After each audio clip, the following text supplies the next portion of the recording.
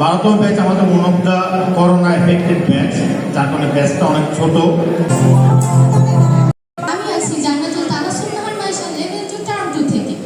Hello, আসসালামু আলাইকুম সবাইকে।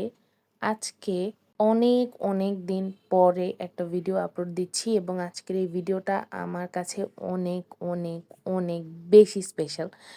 হ্যাঁ বায়োস্টিয়ান, তোমরা আসতে চোখ মুখ নাক বাঁকা করার আগে আমাকে শেষ করতে দাও। আমার জীবনের প্রথম নতুন ফোনে শ্যুট করা এবং শ্যুট করা প্রথম ভিডিও এটা। অনেক বছরের প্রত্যাশার পরে আমার নতুন ফোন আসছে। এই ফোন দিয়ে আমার অনেক অনেক বেশি ইচ্ছা ছিল এই প্রোগ্রামটার আগেই যেন মোবাইলটা অন্ততপক্ষে কিনতে পারি, এত বছরের অপেক্ষার অবসান ঘটুক। তো আল্লাহর রহমতে আমি মোবাইলটা কিনতে পারছি। এই প্রোগ্রামের আগের দিন রাতে কিনছি, তারপরে প্রথম ভিডিও হচ্ছে এই প্রোগ্রামের আমি করছি। তো যার কারণে এই ভিডিওটা আমার কাছে অনেক বেশি স্পেশাল। যাই হোক, এই প্রোগ্রামটা হচ্ছে আমাদের 12 ব্যাচের সিনিয়র ভাইয়াদের ফেয়ারওয়েল এবং 19 ব্যাচের জুনিয়র ভাইয়া আপুদের ওরিয়েন্টেশন উপলক্ষে ছিল। আর ভিডিওটা আমি বেশি কথা না বলে শুরু করে দিই। বেশিরভাগ জায়গায় এই ভিডিওতে হচ্ছে র সাউন্ড আছে আর ফাঁকে ফাঁকে আমি কথা বলবো। দেখা হবে, আপনার সাথে অনেক কথা হবে। Thank you. Department Golam Muktadir Naim স্যারকে তার মূল্যবান বক্তব্যের জন্য মঞ্চে আমন্ত্রণ জানাচ্ছি। কেমন লাগছে তোমাদের? ভালো লাগছে নাকি গরম লাগছে? আয়োজন করার জন্য আপ্রাণ সবসময় চেষ্টা করেছে, সবসময় তাদের ব্যাচটা দেওয়ার চেষ্টা করেছে। 12তম ব্যাচ আমাদের one of the corona affected batch, যার কারণে ব্যাচটা অনেক ছোট।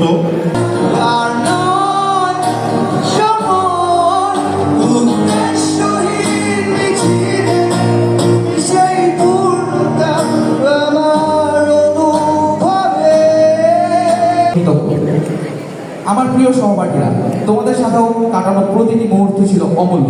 আমরা একসাথে হেসেছি, কেঁদেছি। স্পেশালি আমি খুবই লাকি যে আমার লাইফে আমি এই বয়সে কিছু বন্ধু পেয়েছি যারা হচ্ছে is a great part of my life. তো প্রথমে আমি একজনের নাম বলতে চাই, তার নাম হচ্ছে KS ফাহাদ, খালিদ সাইফুল্লাহ ফাহাদ। আরও দুজন বন্ধু যাদের ছাড়া আমি ভার্সিটি লাইফ কাটাইতে পারতাম না, যাদের সাথে প্রতিটি মুহূর্তে ছিল একটা ফেস্টিভ্যাল। প্রথমে হচ্ছে আসিফ মাহমুদ এবং সাকিব, ওরা আমার লাইফে অনেক বড় একটা ভূমিকা পালন করে। এবং বন্ধু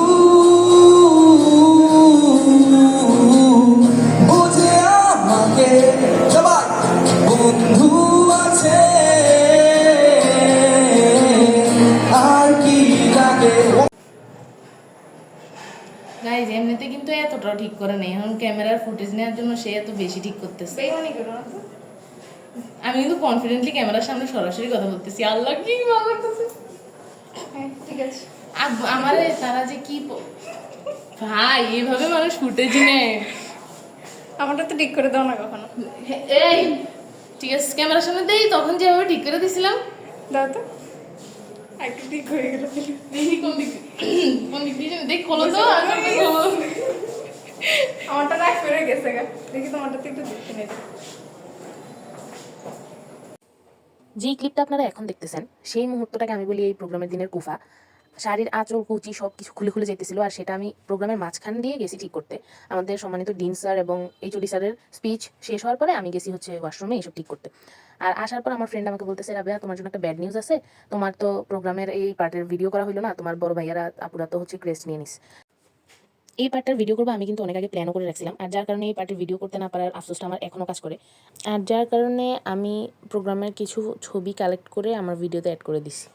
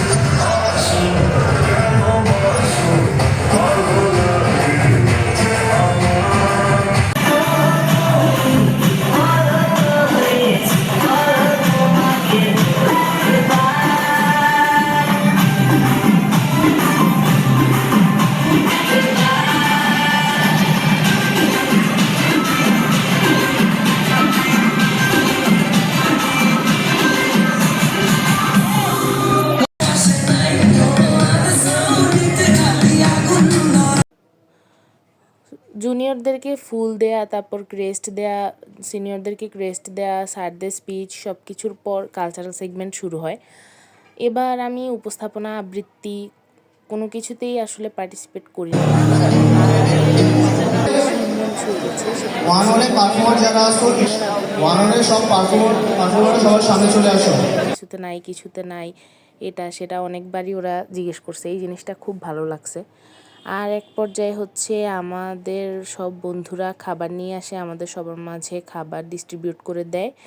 এরপরে আমরা হচ্ছে এমনিতেও অনেক বেশি ক্ষুধার্ত ছিলাম, খাবার দিয়ে দেওয়ার পরে আমরা সবাই একসাথে খেতে বসি। আমরা ক্যান্টিনে চলে যাই খাবারটা নিয়ে, আবার অনেকে ডাইনিংয়েও যায়। আমরা হচ্ছে ডাইনিংয়ে আর জায়গা পাইনি, তো ক্যান্টিনে চলে গেছি, ইত্যাদি ইত্যাদি। আর হ্যাঁ, এই কথাটা উল্লেখ করা উচিত, এবারের খাবার খুব ভালো ছিল। খাওয়া দাওয়া শেষ করে হালকা একটু টাচ আপ করে আমরা অল্প কিছু ছবি তুলি, যদিও বেশি একটা সময় পাই নাই, কারণ খাওয়ার পর্ব শেষ হওয়ার পরপরই আবার কালচারাল সেগমেন্ট শুরু হয়ে গেছে। তো দীপার নাচ।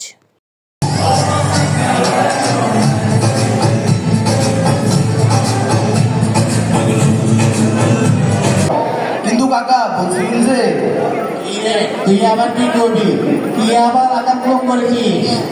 না না কাকা বাবু, কোনো আকাম করিনি। বলছিলাম যে মানুষ ডেকে এনে নিচতলা বাড়াতে কি দরকার, তার থেকে ভালো তো আমরা একটা লাইব্রেরি দিতে পারি। বৌদির জন্য মিষ্টি নিয়ে এলো। আমি খাই, আপনি লিখি তো।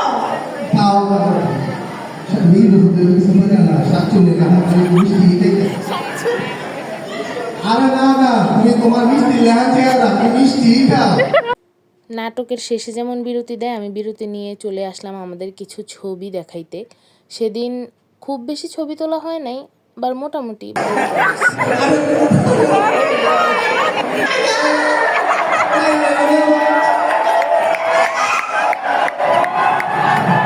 তুমি যে আমার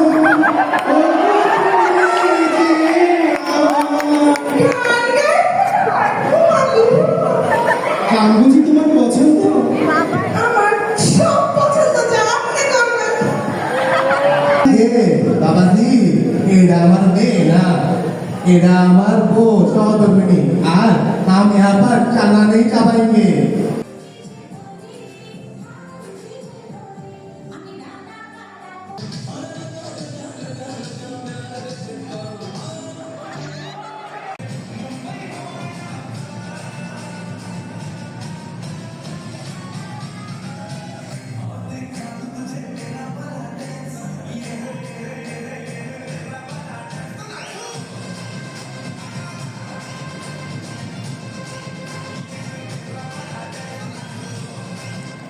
এটা মনে হয় আমাদের প্রত্যেকটা অনুষ্ঠানের সবচেয়ে বেশি, মানে আমি বলবো ভাইয়াদের জন্য সবচেয়ে বেশি আনন্দের মুহূর্ত।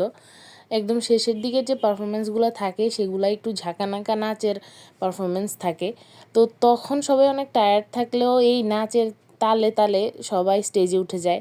তো এর মধ্যেই আমাদের অনুষ্ঠানও শেষ হয়ে যায়, আমরা চলে আসি শহরে। বাসের মধ্যে আর কোনো ভিডিও নেই। তারপর বাধ্যতামূলক একটু পানিপুরি খেয়ে বাসার দিকে রওনা। আজকের ভিডিও এই পর্যন্তই। আজকের এই ভিডিওটা ইউটিউবে দিলাম, আশা করি এই ভ্লগগুলো এখন থেকে ইউটিউবে আপলোড হবে। সবাই অনেক ভালো থেকো, আমার জন্য দোয়া করো। আমি অনেক অসুস্থ, এর মধ্যেও অনেক দিন পর ভিডিও দিছি। সবাই ভালো থেকো, আল্লাহ হাফেজ, টাটা, গুড নাইট।